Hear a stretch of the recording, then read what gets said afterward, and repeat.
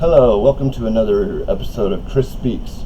I'm your host, Chris Thompson. Alright, so today I'm just going to keep it here down to, I'm looking at my notes here, one subject, just because I know I kind of get, sometimes I put too many things in there and I get kind of mixed up because I haven't really gotten my system through. Sometimes you'll see Maya's looking up there, or I'll be looking down here, because up there I have like a white board that sometimes I'll put the headlines on there, and this is my little notebook I got. It's like an erasable notebook, kind of like a whiteboard, kind of. So if I'm looking down, it's because I'm looking at my notes. Okay, so we're going to talk about a man named, what is his name, Muhammad Bar, and he was, because the IDF murdered him. He was a man, 24-year-old man. I think you'd even call him a man because he was more childlike. I mean, he had Down syndrome at 24, and he couldn't even dress himself. I think they had to change diapers. He didn't even know how to feed himself and drink without someone holding up a bottle for him, or some water bottle for him or something. And it was brutal. And so they sicked a dog on him. I'm going to get into detail more. And basically the dog ripped him up, and then they took him in another room, locked the door, had a medic try to treat him, and then basically he ended up bleeding to death. And it was sad because he was afraid of dying in the war, and he was afraid of being alone, because he heard the bombs dropping, and they said it was hard for them to try to get him around because he's heavy and he doesn't walk very well, and when they're having to evacuate and go all over hell, it had been hard on him. Okay, so this was from a BBC report. So supposedly, I think it happened on July 3rd, the day before 4th of July. Well, that's fucked up. Obviously, July 4th is our holiday, not an Israeli holiday. But okay, so a Palestinian man with Down syndrome named Muhammad Bar was mauled by an IDF attack dog and then left to bleed to death. Well, they said that in something, but they did try to treat him, but they half-assed treated him, and then he was left to bleed to death. Okay, so he was attacked to bleed. He was 24, and he had severe Down syndrome, as I had said, and could not do much to take care of himself, couldn't even change his clothes by himself. When the IDF raided his home with several attack dogs, Muhammad's mother said he was disabled and to keep the dogs away from him. His mother, whose name was Nablia, I don't know if I'm pronouncing that correct, said to the BBC, "I told them, he's disabled, have mercy on him, he's disabled. Keep the dogs away from him," she said.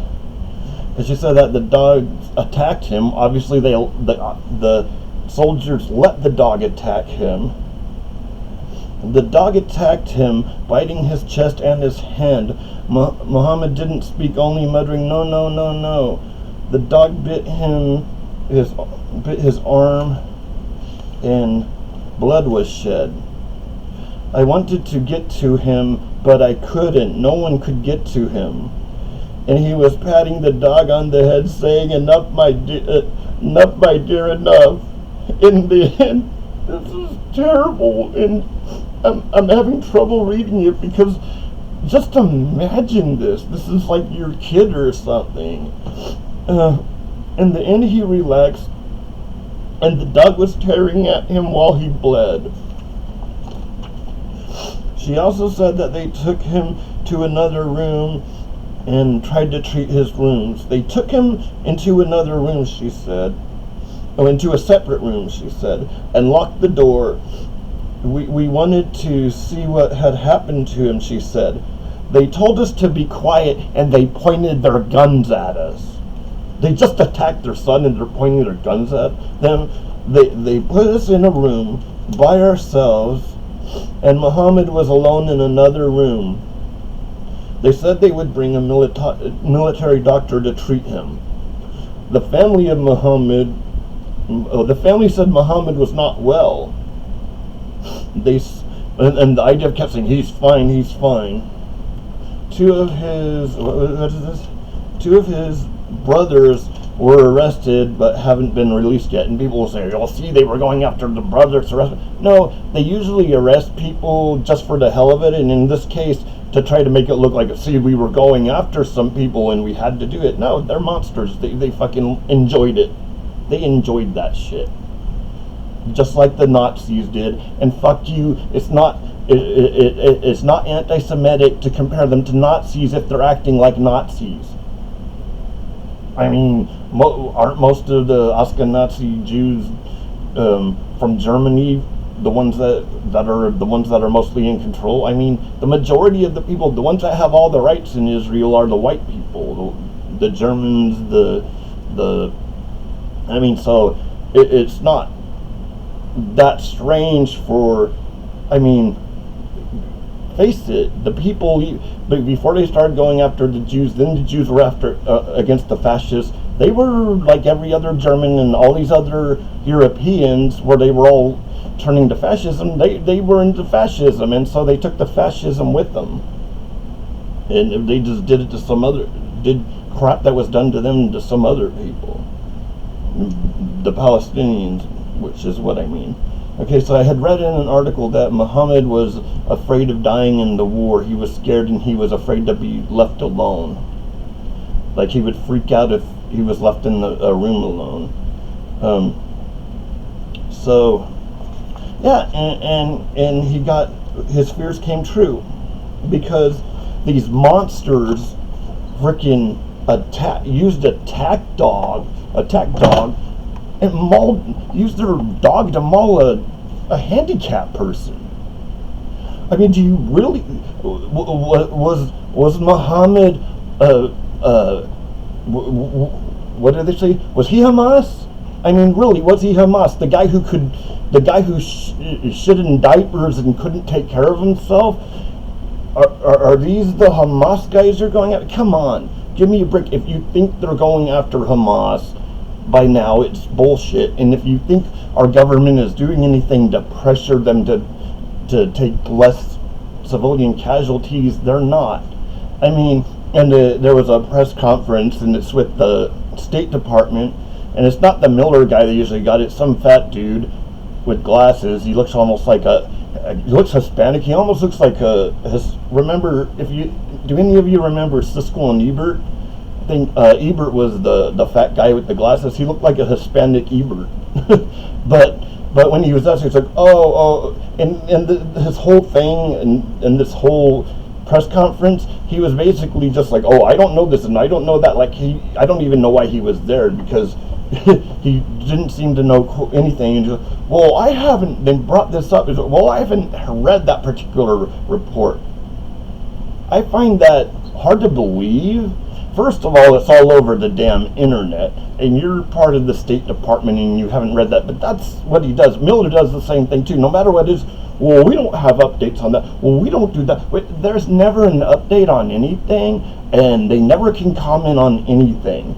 Never, when it's our wonderful allies in Israel, which all they've really done, what do they do besides getting us attacked on not October 7th, I'm getting mixed up, on September 11th?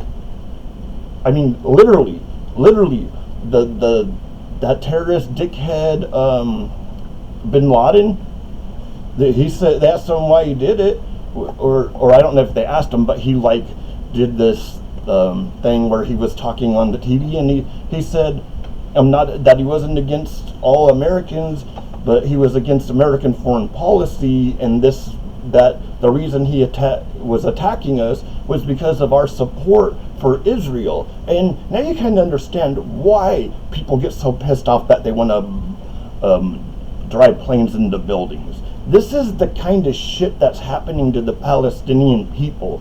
They're constantly dropping bombs on them. And listen to every time they tell them to evacuate, and instead of bombing the place they evacuated from, they bomb the place they evacuated to.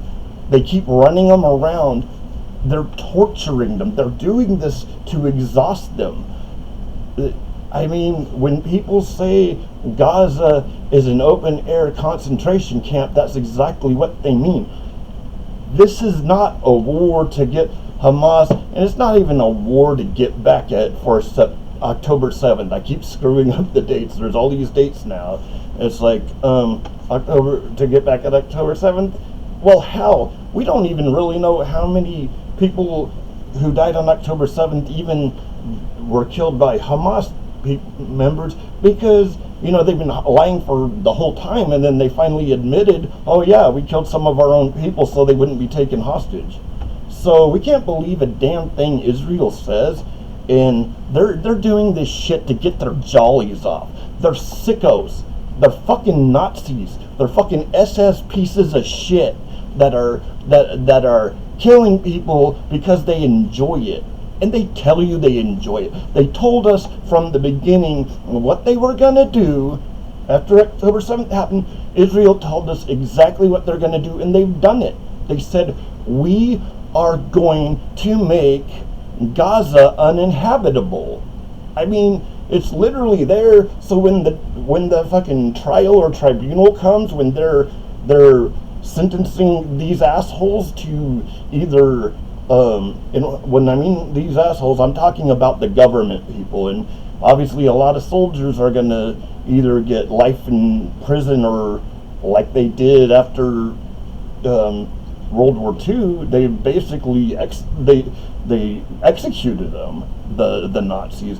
And the thing is to say, I mean, I think the reason that they're now claiming that you can't, if you compare Israelis to Nazis, you're anti-Semitic, is because they know they're acting like the Nazis.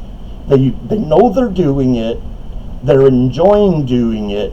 Their whole purpose is to, and there's a lot of things I can't find on YouTube anymore that I used to find a lot, and there was a politician, and it was in Israel, an Israeli politician, and he was making a speech, and he said, how much land do we want? We want all the land, all of it. They don't want the Palestinians to have any of it, and they said, we want to get rid of all the Palestinians. And he said, whether through expulsion or killing them, we don't care as long as they're gone. So their plan is to have all the land, where they have most of it anyways, all of it, and not have any Palestinians, because one of their politicians, and that was more recently, cited Hitler, and he said, oh, well, his name be forgotten in history, and saying, well, he was right, and I don't want a single, he calls them Islamo-fascists, but what he basically means is every Palestinian, that he can't live with any of them. So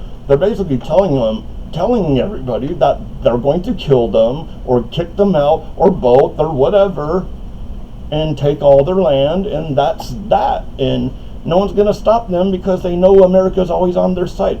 I've literally saw a speech. Obviously, it was subtitled, so I don't know exactly what he said, if they were completely accurate, but it was several different people that are like news, like independent news, that's what's the word? Basically, you can believe what they say, because they're actually doing journalism. So and it was from like a few years ago, and it said, don't worry, because we can do whatever we want, and America will always have our back. Basically, let us finish the genocide we started back in the end of the 30s, because it goes, people say 46, but it was more like in the 30s when the big chunk of the European Jews went there, the Zionists who just knew that they wanted to take over all the land.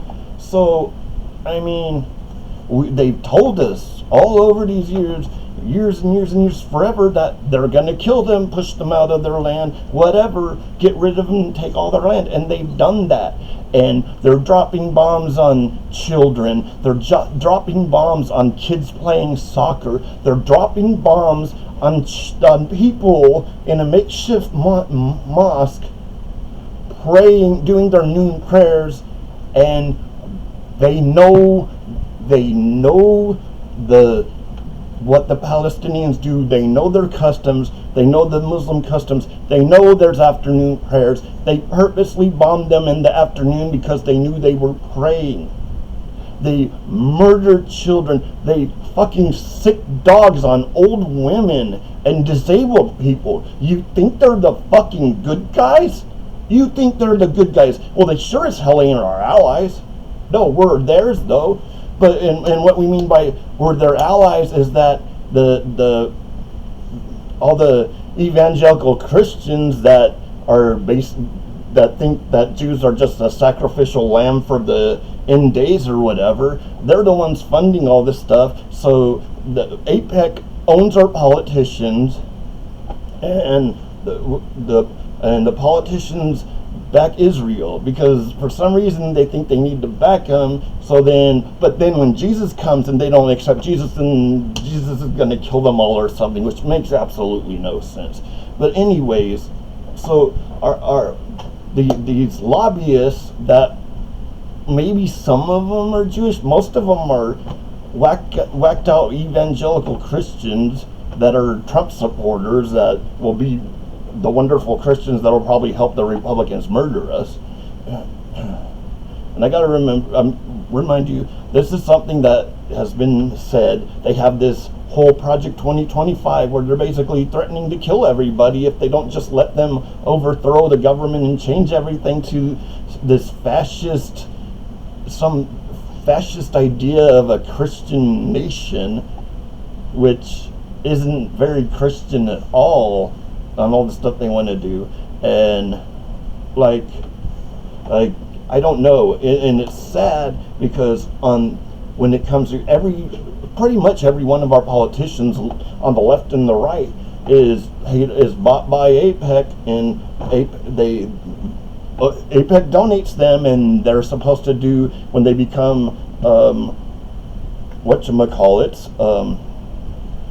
government people, they're supposed to vote for Israel on everything. And maybe it's time, and that was another thing in this press conference. I don't know if it was a press conference where hold on, I was on a certain track that I wanted to get on. Basically, they're making excuses for everything about Israel and claiming that that freaking pier that they spent billions of dollars on, that probably only really worked for maybe a month total of time, probably less than that, a couple weeks maybe. Now it's completed its mission, and they're lying to us, claiming that, well, because there's all this aid getting in there, but they're not telling you that the aid's being brought in and Israel's putting it in these docks or something, and they're just letting it rot, and they're acting like, oh yeah, well, we're pressuring them to let the aid in. And then when they were asked, well, is the aid getting to the people? Oh, I don't have an update on it. That's their thing. I don't have an update. They will never have updates on anything. There's been, I don't remember what he was wanting an update on. Oh, I think it was about that little girl, the 5-year-old whose whole family was killed when they were in the car, and they knew about it, and they even killed the paramedics that were going after him. The guy kept asking because that happened back in January, and he kept asking. There was even more recent, and that they never updated anything, and they never do update anything. And then they're saying like, well, we're pressuring them to cut down on the casualties. Oh, like when the president held back these bunker busters for about 5 minutes for like a month or so, and then sent them back, which they don't even need them. And then said, oh well, they would pay. There would be some kind of repercussions if they went into what was that city? I can't remember what it is now. Rafah, I think it is. If they went in there and said, well, they didn't cross the red line, dude, they demolished it. They demolished all of Gaza. They're killing children, dropping bombs on kids playing soccer. They're sicking dogs on old men. I mean, old women. Like I've already said, this old women, and in this case with this guy, this very severely mentally handicapped person. And they're hardly getting any people. And then it seems like, you know, they go in there and they don't really get any Hamas people at all, because they're not going after them. They're cowards. They're pussies. I'm going to say it. They're pussies who can't fight anyone who will fight back. They are going after people that are helpless because they're fucking cowards. They're cowards, and they're frauds. They're not real soldiers. Any real soldier would take them down in a minute. This is garbage. This is garbage that or as the British say, rubbish. It's total rubbish. It is. It's rubbish. It's garbage that they're doing this. And the whole thing is anybody who doesn't believe me on this, read articles, look at videos on YouTube, look at stuff. You'll find a lot of stuff that videos are shared on X, which used to be Twitter. If you had a Twitter account, you have an X account. It's still the same account. So go on there, look at it, see if I'm lying. I'm not, but don't take my word for it. Go and find it. And if you can read these articles, look at these pictures, look at these videos, look at all this, and say, you know, Israel's not doing anything wrong and we should keep supporting them, well, I guess good for you, but you're obviously a dumbass, or just so brainwashed and thinking that the whole thing is, you gotta understand, the Israelis were European Jews that were in Europe. They were not in Palestine. They came there because of the Balfour Declaration, where Balfour, who was a Zionist for an English Zionist, and it's a bad word now, but they were calling them Zionists. I mean, places like a thing I did the other day was about this reporter. There's literally a Zionist Federation of Australia. They're still calling themselves Zionists, but if we call them Zionists, we're anti-Semitic. It's like, I mean, they literally made it to where if you use the word Zionist on Facebook, they will block your posts and most likely suspend you because you use the word Zionist, because they're just mad that you're using their word they like to call themselves, and then claiming that, oh, it's just an alternate word for Jew. No, because not all Jews are Zionists, not all Zionists are Jews, and most of the, like, really, what do you want to call them there? The Orthodox Jews, a big chunk of Orthodox Jews are against this. Not just them, a lot of more modern Jews, a lot of more liberal Jews are against this. I mean, the funding for the protests at the colleges were coming from Jewish people. So don't say this. You're anti-Semitic. Oh, and I guess they'll call them self-hating Jews, or they're not real Jews, or whatever they want to do when they scream at them and tell them to go to Auschwitz. Yeah. And this is in the United States too.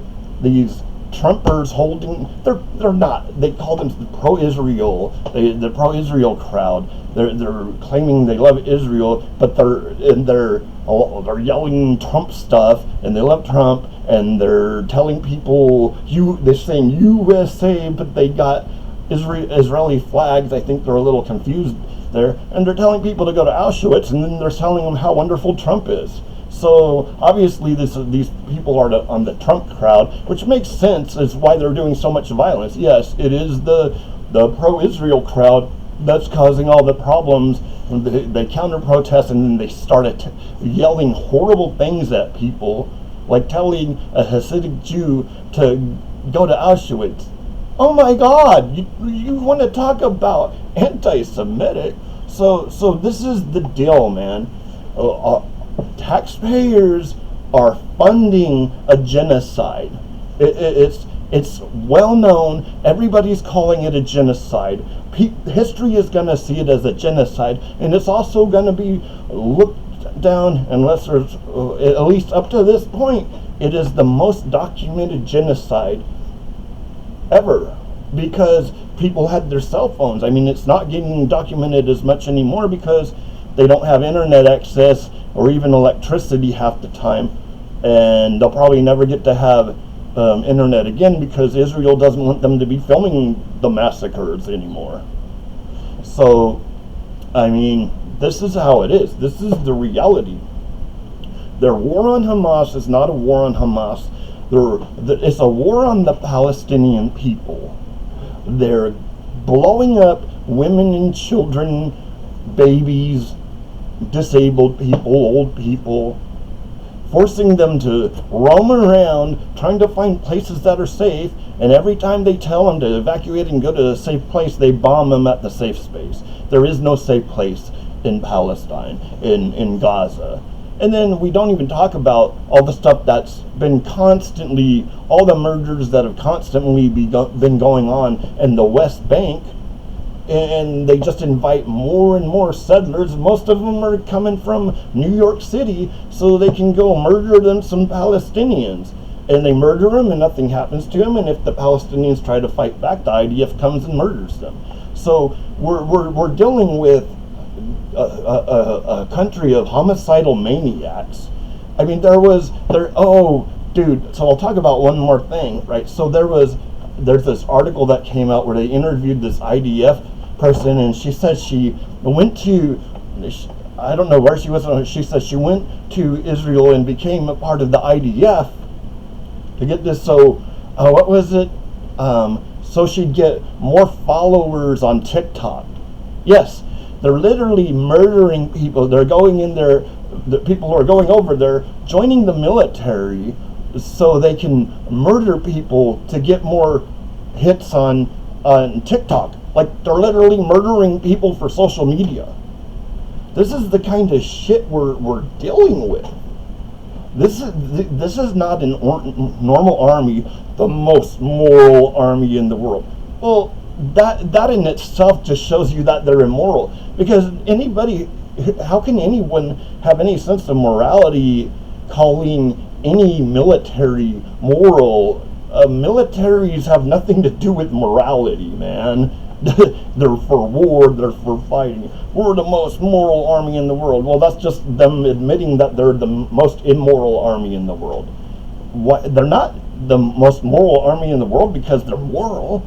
They're saying that because they believe they're God's chosen people, which is crazy because I'm pretty sure God's chosen people were brown-skinned Middle Eastern people. And I don't even think these leaders, how they seem all like religious fanatics. I don't think they really are. I think they're pandering to the religious fanatics, and they're quoting crap out of the Bible, Old Testament, Torah, whatever, and they're using it to justify the slaughter of the. You want to bring some biblical stuff? The slaughter of the innocents. How about that? That's what's going on. And this is sad. This is sad that I have to be like, whoa, you got to remember, this is to you Christians out there that think what's going on is okay. Just remember, they're not all Muslims. A good amount of them, and it sucks that I have to say, hey, some of them are Christian too. Well, because now it's not okay to murder them since they're Christian. It's not okay to murder them at all, whatever their religion is. But you're killing Christians too. If you're donating money to Israel to help Israel, Israel's killing Muslims, or killing Christians. They'll kill anybody as long as they're Palestinian. They don't care. They mow the grass every once in a while. Their words, not mine. That they mow the grass, meaning they go in there and cut down the population of Palestinians. That's why they're constantly in there. They're acting as if the October 7th started everything. Dude, like a week before October 7th, they went in there and killed a bunch of people in Gaza. They're constantly throwing people off their land, bulldozing their homes in the West Bank, and replacing their homes and killing them if they try to resist. So, I mean, we are talking about a country that is so disgusting and so immoral that they had to hide behind being Jewish, and they had to hide behind the Holocaust, that most of them don't even have relatives that went there, because the people that were in the concentration camps, because most of the people who survived the concentration camps and had family or are family members of those who survived the concentration camps are against what Israel is doing, because they're saying it's the same thing that happened to them. They're saying it's not just me, it's not other people, it's other Jewish people drawing the line and saying what Israel's doing is basically the same thing that happened to them. So this is the new Holocaust. This is going to be remembered as the new Holocaust. And so it's bad if it's, I just don't understand. It's okay to do it if they're Muslims and Middle Eastern. Forget the part that probably like a third of them are Christian, which I shouldn't have to bring that up. That's because that's kind of like pandering to the racism of it, to the misunderstanding of the Palestinian people or Muslims or anybody that's Arabic of any type. They're not really Arabic though. They're their own people. They call them Arabs because they speak Arabic, and the same way that Israelis are only Semitic because they speak a Semitic language, not because they're actually Semitic people. So, I mean, you can look the stuff up. I could be wrong, and if I'm wrong, hey, let me know. But don't find one source and say, well, you're wrong because this source says so. Well, find me a few, and show me that they're not just slanted to be pro-Israel. So, I'm going here I'm going here pretty long here. And I always do. I don't know, it might not be that long. I'm not really sure what the time is. It doesn't give me a timer here. Well, anyways, this is what I basically wanted to talk about, and something's got to be done, man. Something's got to be done peacefully, something to pressure our government to stop helping Israel, to stop giving them money.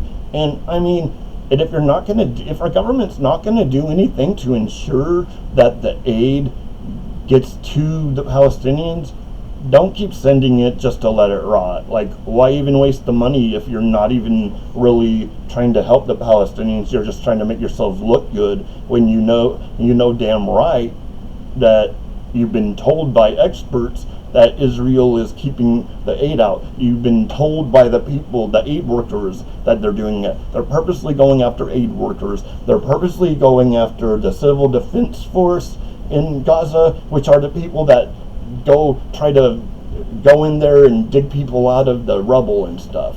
They're killing them. They're killing doctors. They're arresting doctors. I think there's maybe like 1 or 2 hospitals left in all of Gaza.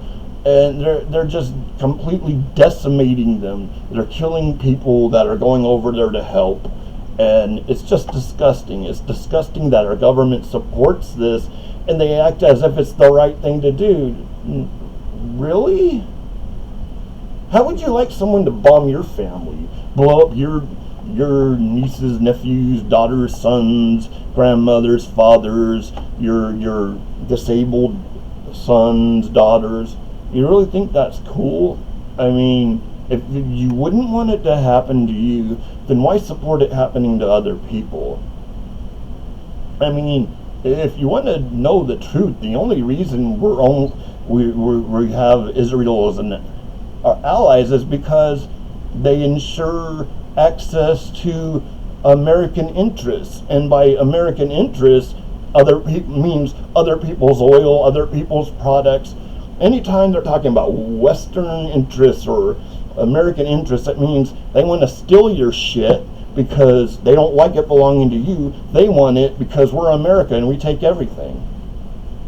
It's ours. America should run the world. That's what they think. And I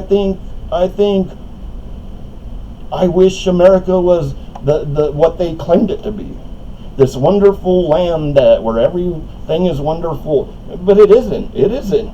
I mean, they have money to send bombs to Israel to blow everything up when there's people starving in the streets in our country. There's people without food, without medical care, without housing, whatever.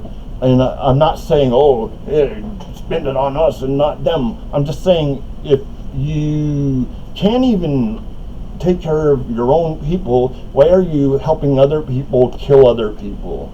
Like, what, just so you can get your hands on some oil or something? That's greed. That's this wonderful capitalist society. In order for this capitalist society, which is basically a Republican hellhole, to sustain itself, it has to go steal stuff from other people. It has to, and think about it. We're constantly having crises, I guess, is it? Crises, I don't know how to say it, but financial crisis like every 10, 20 years. Know why? Because the system cannot sustain itself. And as long as this laissez-faire, however you say it, crony capitalism keeps going, it's always going to need wars to sustain itself. It's always going to need to, it's always going to fail, and then they're always going to use taxpayer money to save the corporations who basically fell because they were doing shady stuff. So I mean, you want to think that this is the way to do things, and according to Chomsky, this isn't really capitalism, not any way it was considered, but this post-industrial idea of capitalism is just unsustainable. And this is how I feel about things. Like and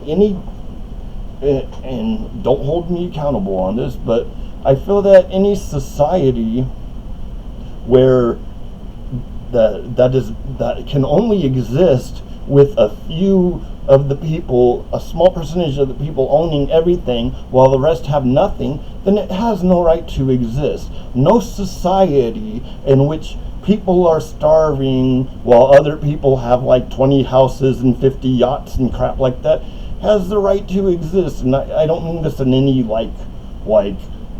bloody revolution thing. I just mean in the idea of what works for the people. And I'm not, don't get me wrong, I'm not 100% on the socialist bandwagon just because I don't really know anything about it that much. Well, I know something, but some of the ideas there are okay. I know I've been getting off on the tangent with this stuff, but I mean, the idea, it's crazy that people are so terrified of the idea that the workers have ownership of the means of production. The workers own the factory. I mean, that's brilliant. And people say, "Well, it doesn't work." No, capitalism works. Well, who's it working for? It's not working for the homeless people. It's not working for the poor people. It's not working for the people in the sweatshops that sustain our crony capitalism. The only people that are benefiting from our crappy version of capitalism are the rich, and it's the rich who are in control, and they're taking money, that tax money. I know once it becomes tax money, it's tax money and it's nobody's, but I mean, they keep raising taxes more and more and more, and none of the tax money is coming back to help us. And usually, isn't that the whole point?